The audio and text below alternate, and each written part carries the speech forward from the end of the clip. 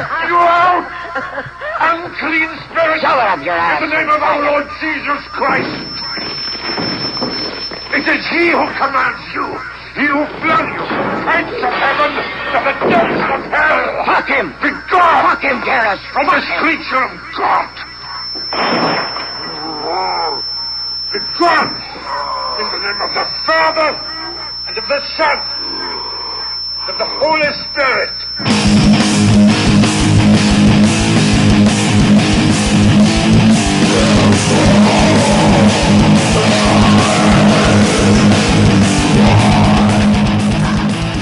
Boa noite, galera. Tá começando aqui o primeiro Grindcast, que é um podcast aqui que nós vamos falar sobre cinema, sobre música, sobre arte, mas tudo no envolto da podridão aqui, tudo do cinema trash, do cinema horror, do cinema terror, filmes e músicas, tudo nesse rumo aí. Eu vou me apresentar aqui e depois vocês vão saber quem são os outros integrantes. Primeiro eu, que sou o Dário, sou designer gráfico, curto muito filmes de terror, de horror, de ficção científica, curto muito animes, gosto de música também, que é o meu estilo preferido é metal, heavy metal, thrash metal, black metal, e tenho 24 anos e agora a vez aí do nosso segundo integrante, que é o grande Edilson. Aqui é o Edilson, artista plástico, tentando ser músico, alcoólico noturno. O filme, pra ser bom, tem que ofender pelo menos uma pessoa da família. Tem que ser isso aí. Você vê aí que Edilson chegou afrontosamente aí se apresentando.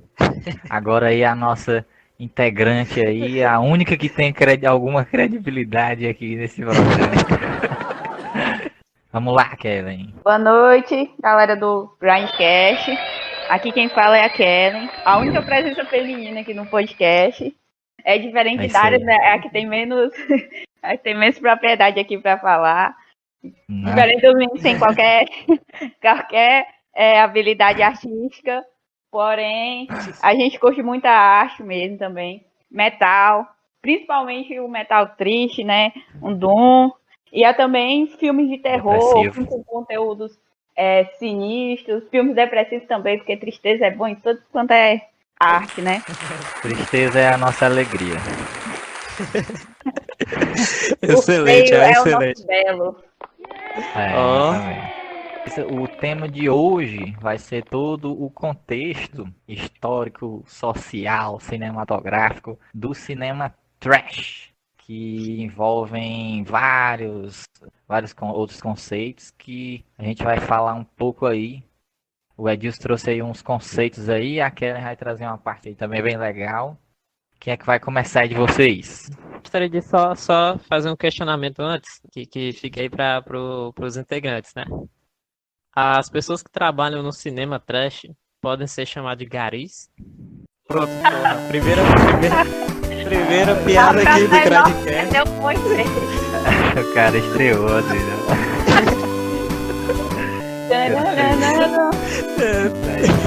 O cara roubou o que eu ia fazer, né? Eu queria ter a primeira piada. Não, mas... Vai lá, Kellen, sua vez, depois dessa entrada aí magnífica. Dando total credibilidade ao podcast. Conteúdo sério, de qualidade. Pode começar, Kellen. Olha lá. As honras estão com você. Inicialmente, né, a gente se pergunta o que seria esse cinema trash. Né?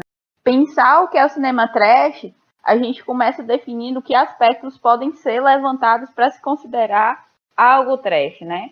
Partindo do princípio básico, né, que inicialmente saber o que é que significa trash. É basicamente lixo. Como isso se atribuiria ao cinema, né? Quando a gente pensa em lixo, a gente pensa em algo ruim, né? Algo que é descartável, algo que é jogado fora. Algo que a gente não quer ver, que é desagradável. E é justamente isso que acontece com o cinema trash. E alguns nomes que a gente poderia colocar em cima do cinema trash seria o amadorismo, né? Inicialmente de um amadorismo, que isso está muito atrelado à falta de qualidade técnica. Inicialmente era muito comum os filmes serem feitos sem intenção Porém, eles tinham várias falhas, tanto referentes a roteiro, atuações terríveis. E justamente assim como o lixo que é rejeitado e que a gente não quer perto da gente, o cinema trash ele foi extremamente rejeitado pelo público mainstream durante seu início, né? Também, além da essa falta de qualidade técnica, não era só por falta de conhecimentos ou falhas de quem produzia esses filmes, mas muito devido ao baixo orçamento, né? Então esses filmes eles acabavam flertando entre o tosco, o engraçado e o grotesco. Mas o baixo orçamento aí pode ser uma faca de dois gumes, né? Que o pessoal que não tem dinheiro quer fazer filme pode se enquadrar nesse estilo aí, nesse gênero. É uma oportunidade de vários criadores aí. O cara vê um filme de baixa renda, aí ele vai lá e quer fazer, porque tá no meio que no alcance dele, assim. Com a tecnologia agora, o cara pode pesquisar várias coisas, né? Vários métodos. Sim. Inclusive, né, entrando nessa área aí que o Dário falou, né?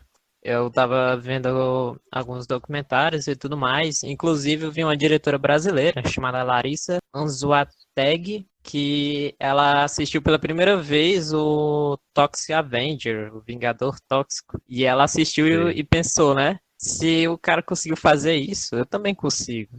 E aí ela começou a produzir os próprios filmes dela. O nosso documentário aí que a gente vai lançar aí.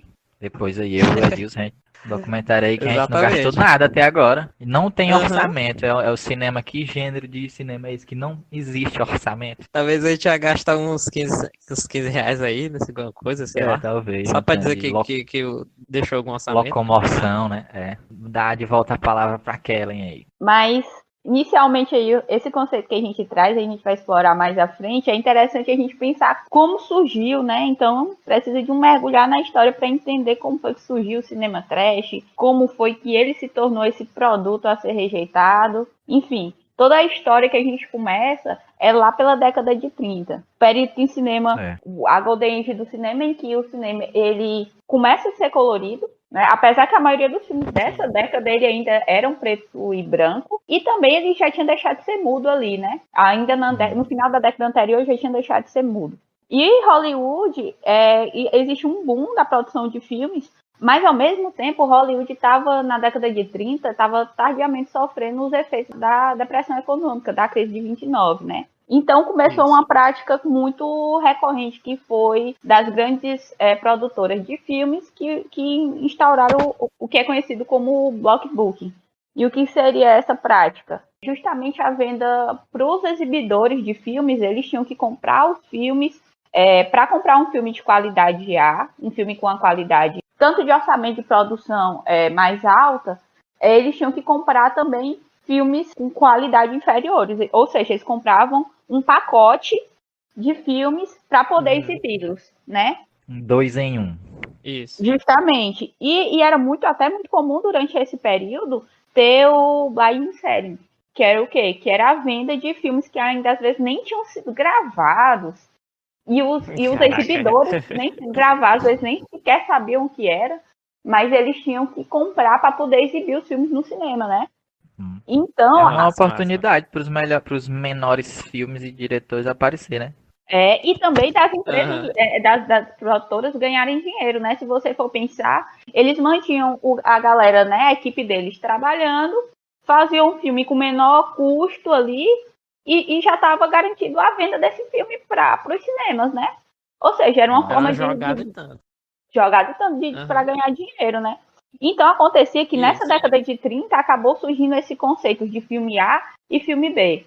E os filmes A, eles eram os filmes que tinham um maior orçamento, os melhores atores, eram os filmes que o grande público realmente queria ver, né? E os filmes B seriam filmes de baixo orçamento, com atores e diretores pouco conhecidos, ou mesmo atores que estavam na decadência, né? Que tinham tido uma carreira muito frutífera no passado, mas que hoje eles estavam em declínio, né? E tratavam de temas controversos e eram tecnicamente inferiores justamente pela questão também muito do orçamento.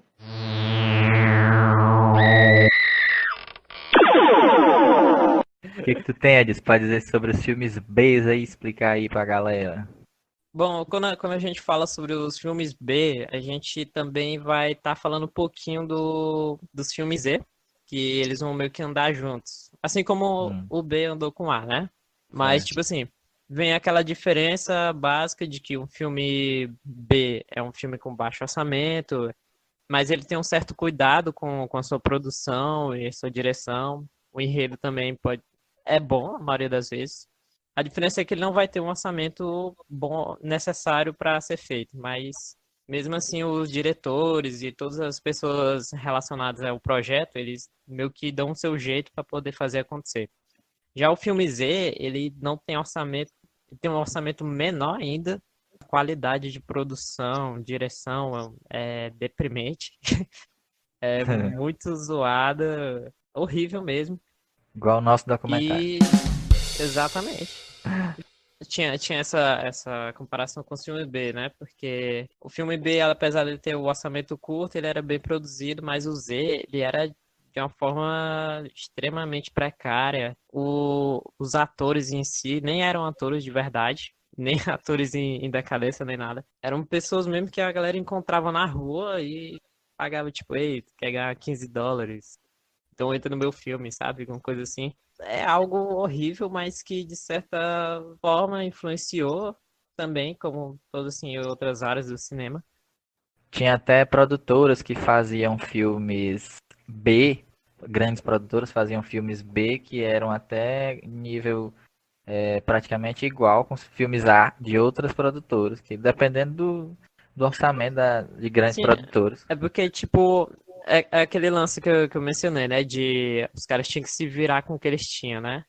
E em É, alguns casos, ou então até a maioria, a galera envolvida nessas produções, eles conseguiam realmente, como a galera fala, tirar leite de pedra, tá ligado?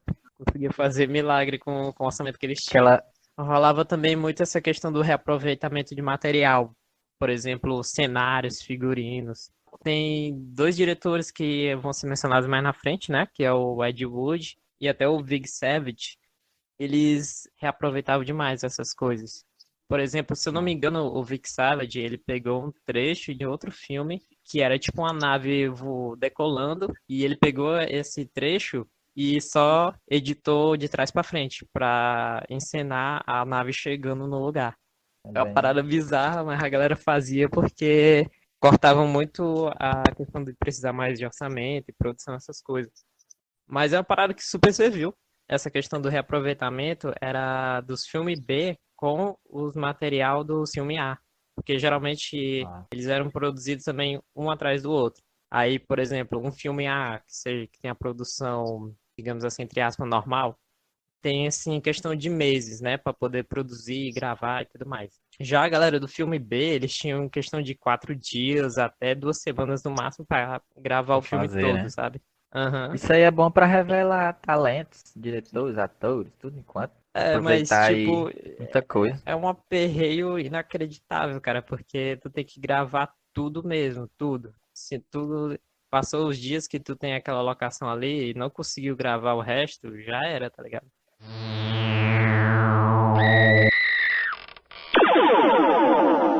Eu acho que vale lembrar que essa nomenclatura, essa definição de filme A e filme B, ela era bem fluida também, porque às vezes um filme B de uma empresa, de uma produtora, ela equivale a um filme A de uma produtora um pouco menor, né? Em questão de Isso. orçamento e de material humano, inclusive. Então, isso, apesar dessas classificações, elas eram bem fluidas, assim, até mesmo na época, porque Que é dependia uma muito. da MGM, não equivalia a uma da Universal, né? Essas coisas. E assim, por exemplo, se a Uhum. gente for pegar hoje o que é quanto é investido num filme nos Estados Unidos, que é um filme que hoje poderia ser chamado de por exemplo, os blockbusters hoje. Não sei quantos milhões, cento e tantos milhões é investido. E aqui no Brasil, um filme com muito menos é considerado um filme, dentro da produção brasileira, um Sim, filme sim. de nível A. Então, era uma questão assim fluida, né? Que não era tão bem definida, né? Relativo, É né? igual o pessoal Aham, fala sim. também da questão do tempo, que um filme antigo que era blockbuster, hoje em dia é um trash. Tempo dos efeitos Ou então um especiais, clássico, que né? tipo aquele que a gente tava falando, o Godzilla, não sei se na época era um blockbuster. Não, Mas era um hoje, filme B. na época, Godzilla. né? Isso. Sim. Hoje é um Hoje em blockbuster, né? dia, Você. é. Eu Depois acho aí. que entra na outra questão também de que um filme que começa já como blockbuster, mas se torna um clássico, tipo Jurassic Park, né, não? Pelo O menos o antigo, primeirão né? lá. É, o primeiro Jurassic Isso, Park. isso. Que ele Aquele ali já é bom. começou como blockbuster, aí virou um clássico, aí voltou como blockbuster e ficou idiota. Mas tem a questão dos efeitos especiais também, que pra mim foi É. à frente, assim, um pouco da época, assim. Eu acho Os que foi efeitos por causa especiais. desses filmes, cara, desses filmes B, a galera tentava mesmo fazer os efeitos especiais, mesmo sendo ruim para o que a gente conhece hoje, foi de Hum. super importância, cara, porque foi o lance que engatou pra galera investir ali, saca? É. A galera viu que dava resultado, então bora trabalhar isso pra ter um resultado melhor daí.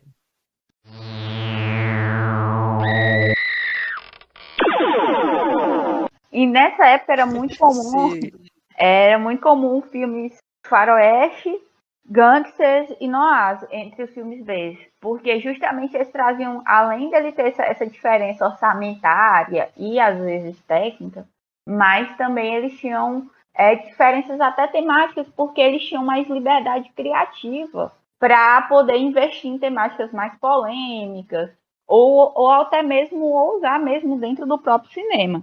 Assim, citando alguns filmes B que conseguiram atingir e atrair grandes públicos, alguns deles foram Godzilla, né, na década de 50. Godzilla Uhum. foi um filme de orçamento B, era um filme B, mas conseguiu atingir grandes públicos. A Bolha Assassina também, ainda ali na década de 50, e Guerra dos Mundos. Né? São filmes B que viraram filmes que traíram grandes públicos e até hoje eles são bem lembrados, né? É na década de 50 também que a ficção científica e o terror eles tomam grande proporção no cinema, né? Começam a ser temas muito explorados. E era justamente na época de guerra, né, da Segunda Guerra. E existia uma preocupação com a humanidade, né? Existe Aham. aquela desesperança, aquele descrédito no ser humano mesmo em si. Qual era o nosso limite, né? Então, foi muito comum os filmes de ficção científica e terror tomarem espaço nesse momento histórico, né? E foi aí que também, né, na década de 50, já no finalzinho da década de 50, que a gente tem o lançamento do Plano 9 do Espaço Sideral, filme do Ed Wood, que é considerado o pior filme de todos os tempos, né? Então, que é o cara que é Isso aí, o considerado pior. o grande pai do trash, né? E o filme, ele traz justamente essa preocupação. É um filme de ficção, que traz elementos da ficção, como também traz elementos do terror, que mistura zumbi com alienígena, mas também, no final, mostra essa preocupação com a humanidade, quais caminhos a humanidade estava tomando, principalmente com a questão da bomba atômica, né? Que também é uma crítica Massa. que Godzilla também faz, né? Enfim, são críticas Uhum. diferentes, né? São produções diferentes. O Espaço Sideral, o Plano 9 do Espaço Sideral é um filme de qualidade, pode ser considerado o primeiro filme trash, né? Mas também ele era um filme também de um orçamento diferente. É um filme que contou com um orçamento pífio, de atuações mesmo péssimas e de poucos recursos financeiros. Você assiste lá o filme, é muita coisa rústica mesmo, é muito rústico. São erros, assim, visivelmente claros para qualquer pessoa que vai assistir o filme. Porém, criando um ídolo a ser cultuado, né? O Ed Wood, né? Apesar que na época ele foi rechaçado, foi considerado o pior filme de todos os tempos, né? O pior diretor de todos os tempos.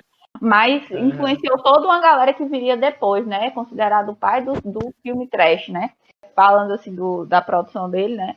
Pode se colocar um cara com Uhum. muita criatividade e com muita ousadia para dentro do cinema. Um cara que realmente queria entregar um filme que queria fazer. Ele não tinha recursos humanos e talvez nem técnicos para isso, mas era um cara que tinha garra e que tentou e que foi muito criativo no que ele se propôs a fazer, né? Criou muitas alternativas, muitas geringonças para poder fazer o filme dele dar certo, né? Geringonças no sentido mesmo de práticas ali dentro do próprio Aham. filme para poder o negócio rolar, porque o orçamento realmente foi muito pífio e a gente vai ver mais na frente o quanto esse cinema mais rústico acaba influenciando, né, o cinema trash, ele acaba influenciando tantas outras produções que hoje que tem uma grande preocupação técnica e que hoje tem grande espaço na mídia, né? Enfim, Tanto que ganhou até, né, o filme aí do Tim Burton, em homenagem a ele, né? a ele, né? Sobre o Ed Wood. Um nome cultuado décadas depois, né? Após o lançamento do seu Sim. filme. Seguindo aí filmes que começaram também a seguir essa linha e se tornaram bastante apelativos, e aí seguindo aí mais para a década de 60 e 70, que ficaram bastante populares, foram os filmes exploitation. São filmes de caráter apelativo, que exploravam temas tabus, controversos, né? Temáticas que eram bastante rechaçadas pela sociedade, que não tinha espaço na TV, que não tinha espaço nos filmes né? Cenas de sexo, né? Cenas de absurdo, são os filmes anticonservadores. Que eles abusavam, né? Tanto da violência, do sexo, do uso de drogas, né? Eles eram o cinema do exagero.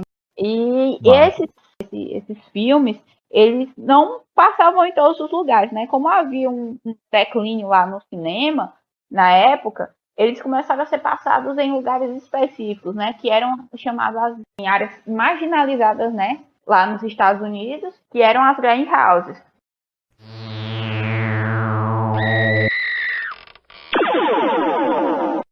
Tem um filme bom, Exploitation, que é citado naquele livro lá, O Holocausto Canibal, que é bacana, eu gosto demais, ó.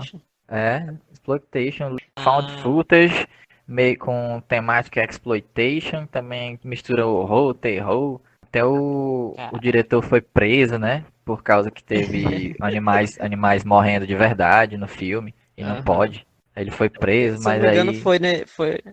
Se eu não me engano, foi nesse filme também que o cara teve que provar que ele não matou a galera, alguma coisa assim. Eu acho que foi nesse filme que teve esse lance aí os atores deram lá o depoimento, teve júri, mas ele foi inocentado lá. Pessoal, Caraca, foi louco, então. Porque ele era também found footage lá, né? Aí teve esse problema aí que o pessoal também não sabia muito o que era, né? Aí foram lá e aconteceu essas tretas aí.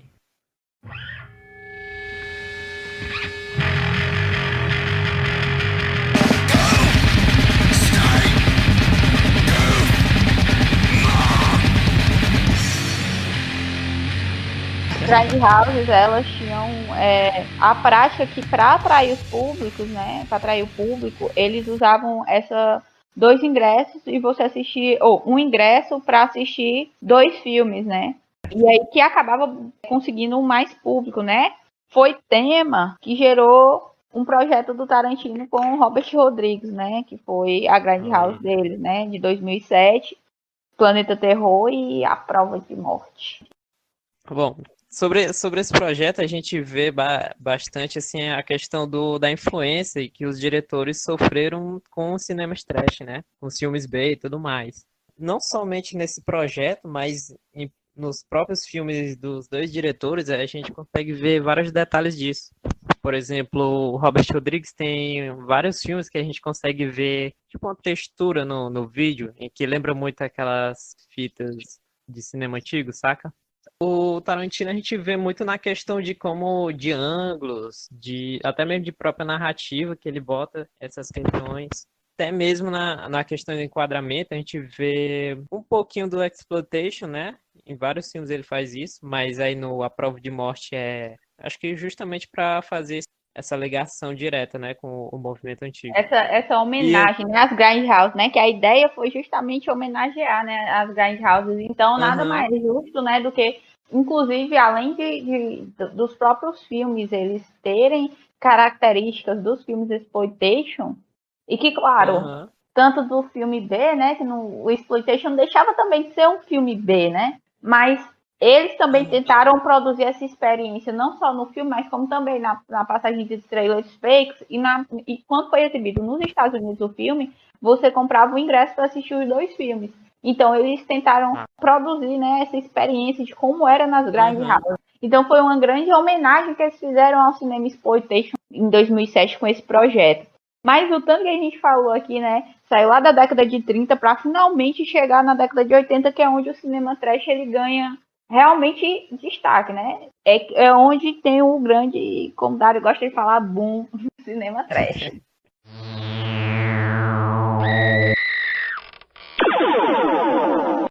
O Evil Dead veio na década de 80, né?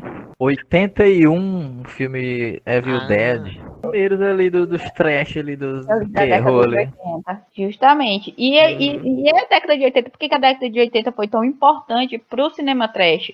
Por quê? Porque houve uma recuperação da imagem do Ed Wood. O Ed Wood começou a ser cultuado na década de 80. Por quê? Porque a galera tinha acesso a uma nova tecnologia naquela época, as VHS. Ó, Em que eles poderiam ter, não precisariam mais ir ao cinema, dependiam mais só também do que era exibido na TV. Então a pessoa tinha acesso, tanto facilitou o acesso a filmes que não eram comuns na TV e que você não precisava mais se deslocar para ir ao cinema, você poderia assistir no conforto de sua casa, como também a produção de filmes. Então foi uma época de muita efervescência cultural, a década de 80, né? No cinema. Era um marketing para VHS, né? Esses filmes mais absurdos assim, sim. mais fora do comum, porque passava na TV também e no cinema, filmes. Sim. Aí a VHS teve Inclusive- que abrir o leque. Inclusive, eram filmes que se distanciavam daqueles que eram passados no cinema e na TV, né? Então, É. você comprava VHS e você tinha acesso que não tinha nem no cinema nem na TV, né? E ainda mais no conforto de sua casa.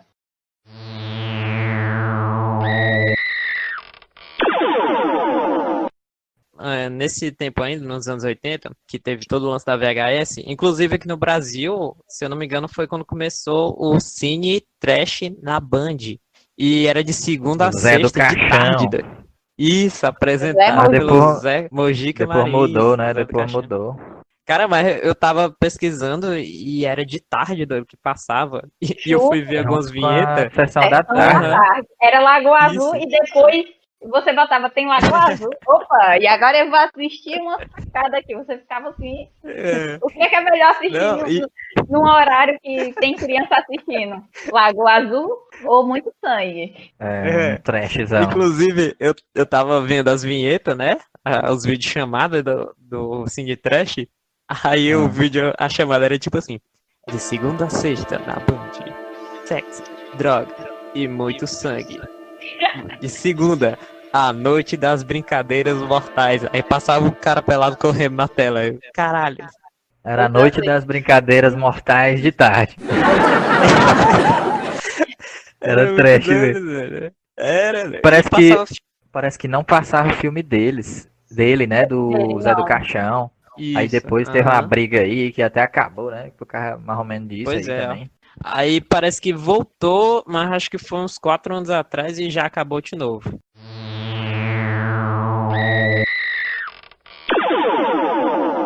Na década ainda, se referindo aí da década de 80, é interessante também pensar o contexto histórico, né? Tínhamos nos Estados Unidos o Reagan, né? Um ultraconservador armamentista, e ao mesmo tempo em que estava tendo, até o final da década, né? O fim da Guerra Fria.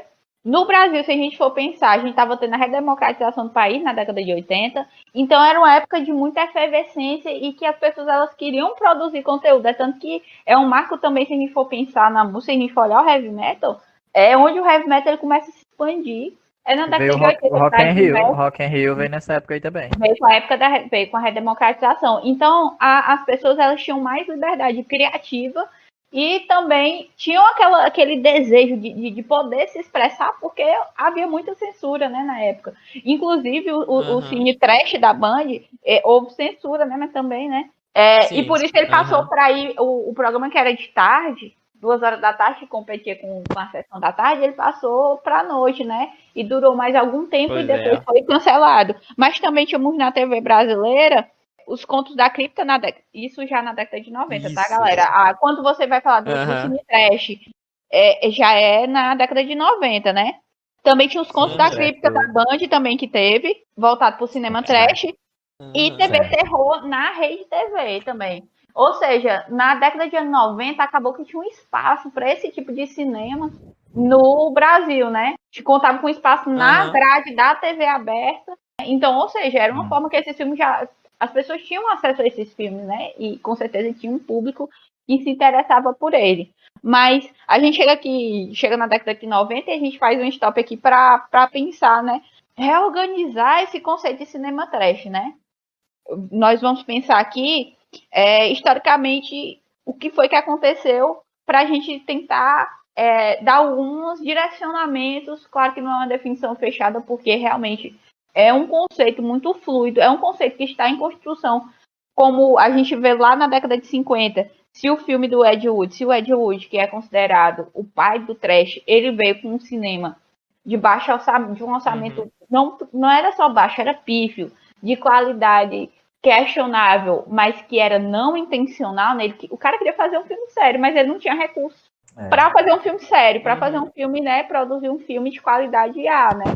Entretanto, hoje a gente vê que o cinema trash, hoje ele pode ser feito por um cara que tem dinheiro, né? Por um grande, por um cara como o Tarantino da vida que tem, se ele quiser, ele pode fazer um filme trash, né?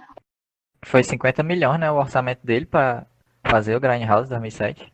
Pois é, e a gente vê que essa questão do amadorismo hoje nem tanto é tão forte como antes. É claro que existem filmes amadores mesmo, Sim. mas tem muito trash como uma estilística que é utilizada para produzir cinema, que é como se fosse um compromisso com aquela forma de produção, sendo intencional, né? A gente falou muito de terror, né, durante quando a gente estava falando aqui de cinema trash. Mas os filmes trash são sempre de terror? Não necessariamente, mas os filmes trash estiveram associados ao longo do tempo mais aos filmes de terror, de ficção científica, né? Então, outro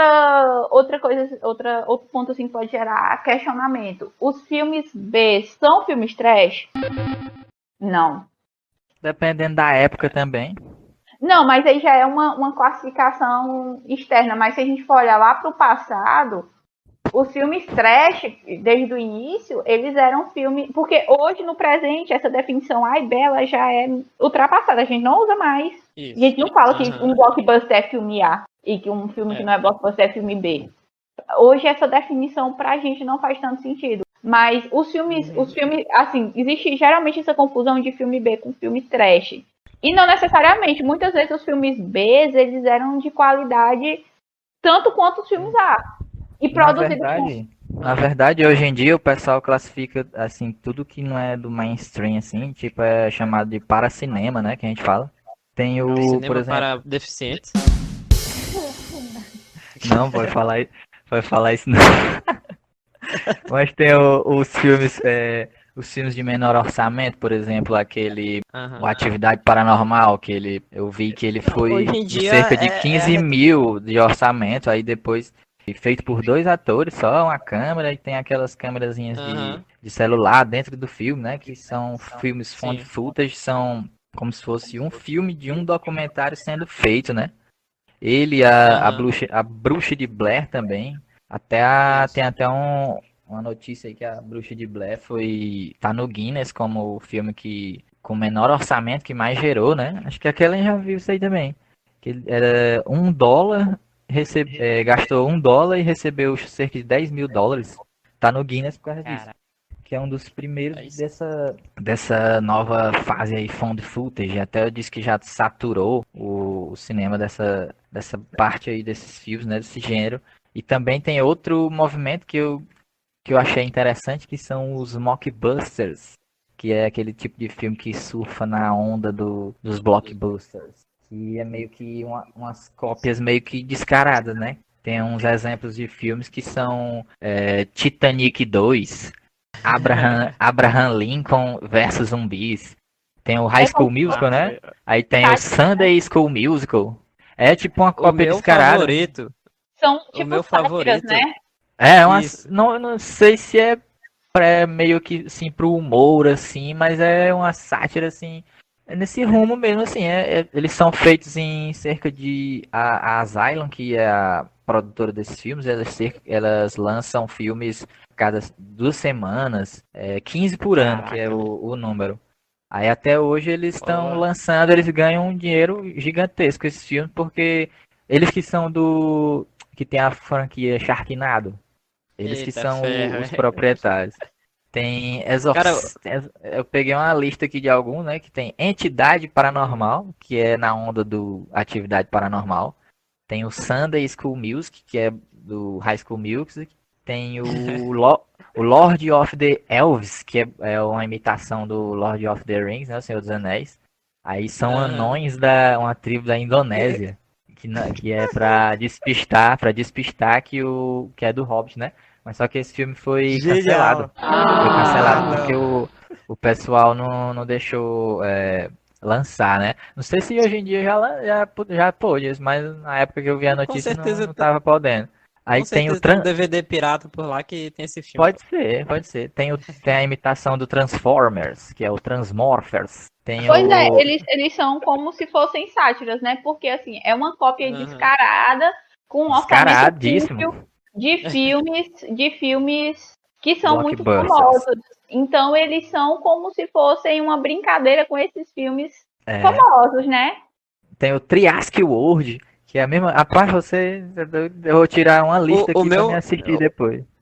o meu favorito ainda é o Orgulho, Preconceito e Zumbis, que tem até a Lily, a Lily James. Eu achei fantástico. Diga-se de O meu, passagem, é um filme o excelente. meu- os meus dois preferidos são o Titanic 2, né, que eu falei, e tem o Tomb Raider, não tem? Tomb Raider, tem a Aham, Angelina Jolie, aí tem o sim. Tomb Invader, que é o Mockbuster.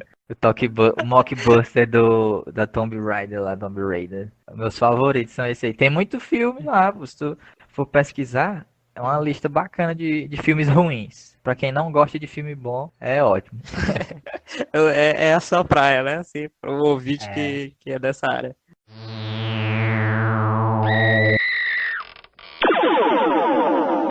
Esses filmes, né, que o Dário citou, né, os mockbusters, os filmes que são found footage, né, como Holocausto Canibal, REC, Bruxas de Blair, Atividade Paranormal, Cloverfield, né, Cloverfield nem tanto porque foi de uma grande produção, mas ainda assim, Uhum. filmes zumbi, filmes de tubarão, eles são filmes que são fortemente influenciados pelo cinema trash, né?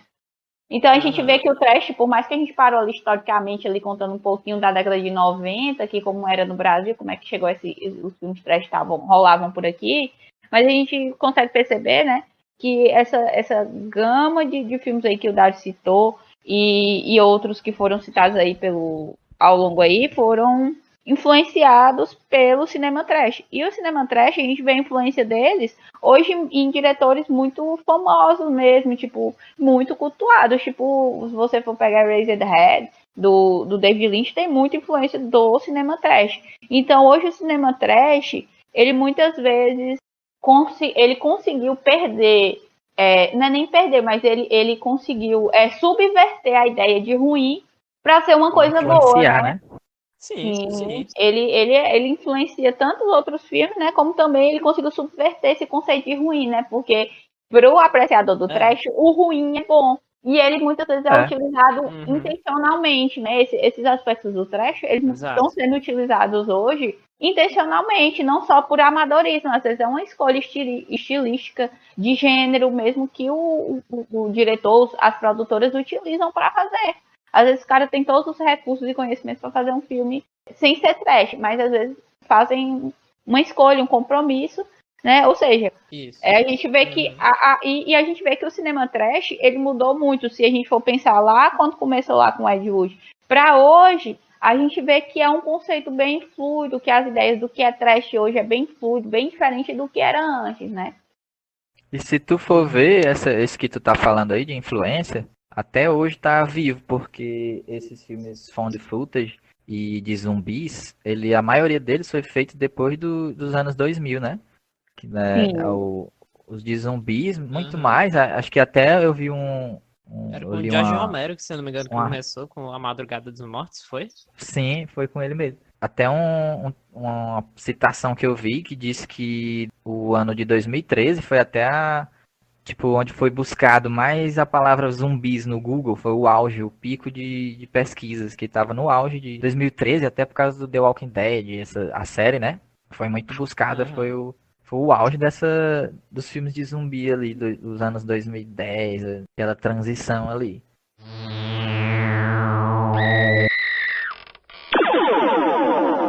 E assim, a gente vê que como o cinema trash até hoje ele é influente, que ele não morreu, né? Inclusive, se a gente for olhar até, ele não se restringe, a influência do cinema trash ao próprio cinema, né? Mas ele se restringe há outras artes, né? Se a gente for olhar o metal é cheio de referências ao cinema trash. Se você for pegar Death Metal é muito. Se você for pegar qualquer música ali do Cannibal Corpse, principalmente as antigas, você vai ver muita influência de cinema trash, exploitation também, né? Ou seja, o cinema trash ele acabou conseguindo ressignificar o conceito de ruim para se tornar que o ruim é bom, né? E principalmente, né, com a internet se tornou hoje muito fácil você ter acesso a esses filmes, né? Você consegue achar esses filmes que antes você só assistia, né? Tinha dificuldade de conseguir ter acesso a ele. Hoje você acessa facilmente na internet, você encontra grupos de pessoas que realmente gostam, você pode interagir com elas, né? Para falar sobre cinema trash. Assim como a produção também se tornou mais democratizada do cinema trash, né? Se você for pensar, né, os próprios filmes found footage são filmes de baixo orçamento, como utilizando os found footage, um exemplo de como é mais democrático se produzir hoje cinema, né? Isso, É um exato. sonho que eu tenho também.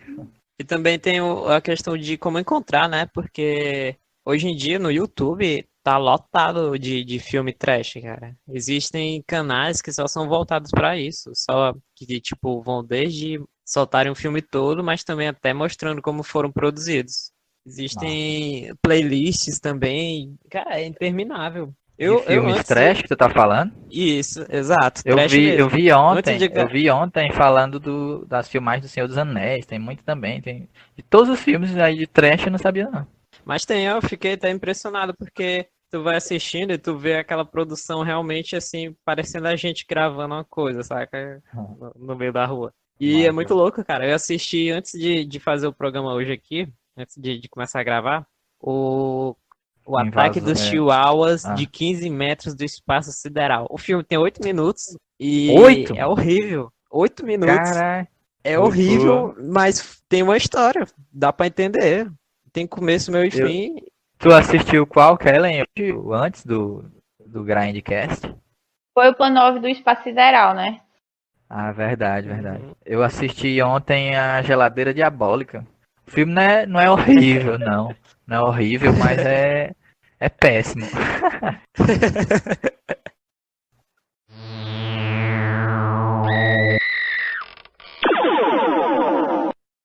Eu vou falar uma lista aqui dos filmezinhos que eu anotei, né?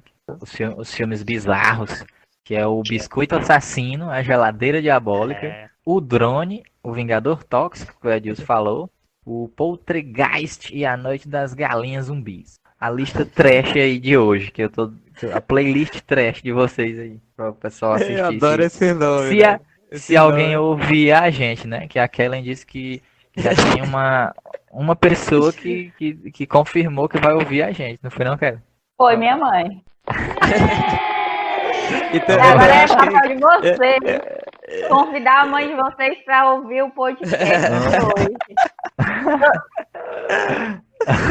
Eu acho que é mais do que justo a gente mandar um abraço aí pra mãe da Kelly, né? Não? É a nossa primeira ouvinte. Primeiro ouvinte é a mãe da Kellen. Um abraço aí pra você. Esse programa vai inteiramente dedicado à senhora, que é a nossa grande ouvinte especial. É o número 1. Número 1 e único. É uma ouvinte única pra gente.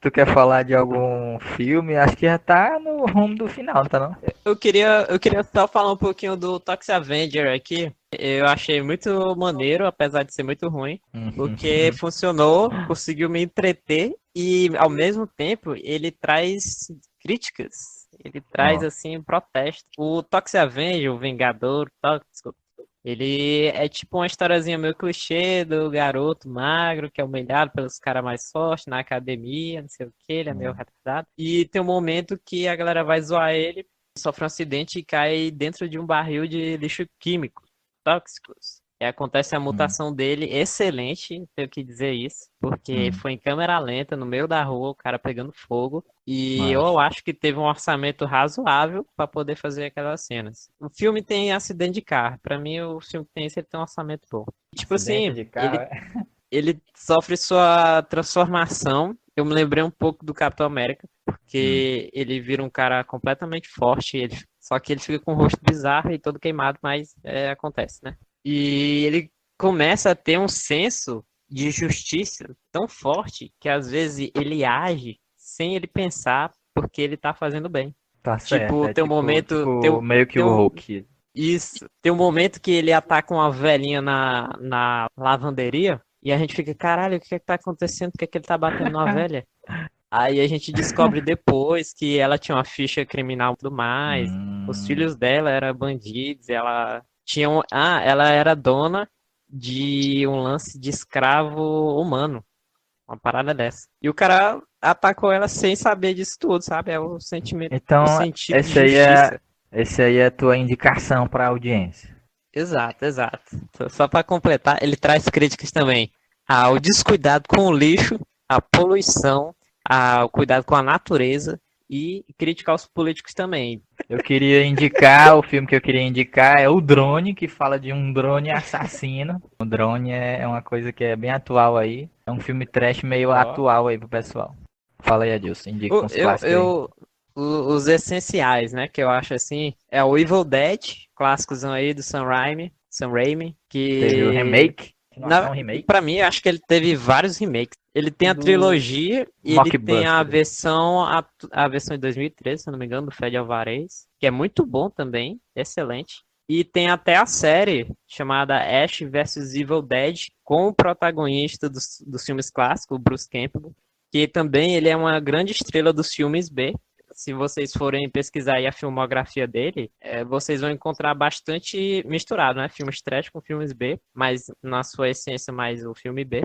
Só por pesquisar ele, já vocês vão encontrar bastante coisa. A Morte do Demônio, né? Traduzindo aí, Isso. tipo, Fechar com o Robo, né? Pneu Assassino. Posso Pneu Assassino considerar é aí. bom. Eu Pneu acho que a gente Assassino é pode bom. considerar aí como um novo clássico. Eu não sei qual é Eu o ano dele de eu acho lançamento. massa. A gente acha engraçado porque é um pneu, mas eu achei um filme bacana, assim, pra assistir. O filme leva a sério que o pneu é assassino mesmo. Eu Eu. curti, é bem feito, assim, até dentro do Aham. pneu assassino, era pra ser uma mais merda do que. Eu tô me surpreendendo com esses filmes, assim, porque eu vou com a Tem uma expectativa lá coisa que. embaixo, aí na hora não é. Aham. É É uma interessante coisa que me pensar isso que impressiona, né? vocês estão falando aí sobre o cinema, sobre os filmes trash, é que eles realmente são feitos com o intuito de entretenimento, né? Então Isso. vai ter Aham. muita tosqueira, mas ele tem um intuito de lhe entreter, né? Ele, às vezes, ele é É. terror e tem muito sangue, mas ele vai te fazer sorrir também. Então, isso são aspectos que são comuns nos filmes trash. É, e Vai ter uma Hum. facada e o cara vai sair tripa, vai ter tanta tripa e sangue que tu vai dizer, mas que porra é essa? Aí tu vai começar a achar engraçado.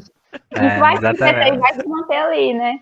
É o humor Aham. negro, né? Tem no É, Geladeira, O, no o Geladeira próprio Assassina, Vingador. a geladeira fica abrindo, fechando, aí a gente fica, ou manda pro concerto, mas ela descobre que ela é um portal pro inferno, ó, a Geladeira Assassina, a Geladeira Diabólica, na Oh, verdade.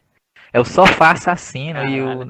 não é a geladeira diabólica. Sofá Ou assassino também seja, é ou uma seja, indicação boa. se, ou seja, se você for comprar a mobília da sua casa, tenha certeza que não é nada demoníaco, né? Senão É, mas aconteceu os filmes aí. se tivesse baseada no filme pra comprar, eu comprava assim. Geladeira diabólica, o pneu da marca do Rubble eu compraria, sei lá, um sofá assassino, o drone, o biscoito assassino, tudo é assassino, eu Tem compro uns muito assim. tomates também, os tomates assassinos aí. Tomates assassinos, tem a camisinha assassina também, tem tudo É, isso aí. os filmes trash, cara, eu me surpreendi porque eu fui nesse intuito de ser só um filme pra entreter, ou então só pra uma coisa exagerada mesmo, mas que dentro do seu teor cômico, ele traz essas críticas, sabe? Ele consegue fazer a gente pensar em algumas coisas da vida. E aí eu tive a visão, de um certo ponto, o cinema trash, ele é superior ao blockbuster. porque o blockbuster é feito pra ser idiota, só pra entreter, e muitas vezes ele não traz esse questionamento. Já o cinema Pra trash, manada, não, né? ele traz, exato. Fica aí o meu protesto, assistam mais filme trash. Exato. E esse foi o Grindcast, porque agora nós vamos todo mundo ser odiados por todo mundo, vamos continuar só sendo como ouvinte a minha mãe. Mas o intuito é protestar aqui, gente. Cada vez vai ser um né? protesto. Então eu Os posso próximos encerrar aqui. Grindcasts vão ser gravados de dentro da prisão, porque aqui ninguém tem dinheiro pra estar pagando advogado. Se o meu auxílio sair aí, eu vou ter dinheiro pra pagar menos. Então eu vou encerrar aqui, dar um tchau aí pra galera aí, Kellen. Você que é a única pessoa de credibilidade desse programa. Deu um tchau aí pra galera aí. Tchau, ouvintes do Grindcast, um abraço e até a próxima. Manda aí, Edilson, sua vez. Um grande abraço para aqueles que conseguiram ficar até o final do programa. Lembrem bem, viu?